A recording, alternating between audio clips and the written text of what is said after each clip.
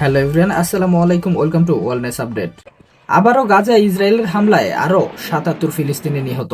ফিলিস্তিনের অবরুদ্ধ গাজা উপত্যকার বিভিন্ন স্থানে দখলদার ইসরায়েলি হামলায় একদিনে আরও ৭৭ ফিলিস্তিনি নিহত হয়েছেন। এর মধ্যে কেবল গাজা নগরীতেই প্রাণ হারিয়েছেন কমপক্ষে ৪৭ জন।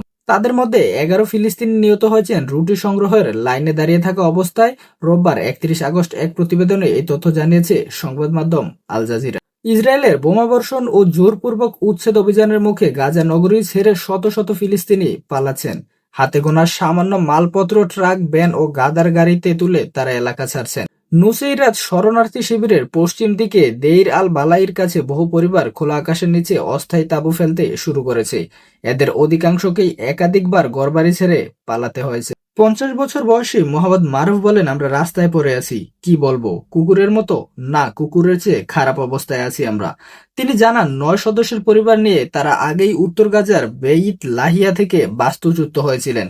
আরেক বাস্তুচ্যুত ফিলিস্তিনি মোহাম্মদ আবু ওয়ার্দা আল জাজিরাকে জানান, তিনি উত্তর গাজার জাবালিয়া ছেড়ে পশ্চিম গাজার দিকে যাচ্ছেন, তবে গন্তব্য ঠিক জানা নেই। তার বাসায় অবস্থা এত ভয়াবহ ছিল যে সেখান থেকে বেরোতে বাধ্য হয়েছি।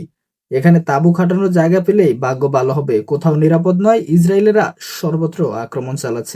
এবছরের ফেব্রুয়ারিতে ট্রাম্প গাজা থেকে সব ফিলিস্তিনিকে সরিয়ে নেওয়ার প্রস্তাব দিয়েছিলেন, যা কার্যত জাতিগত নিধনের শামিল এবং আন্তর্জাতিক আইনে মানবতা বিরোধী অপরাধ।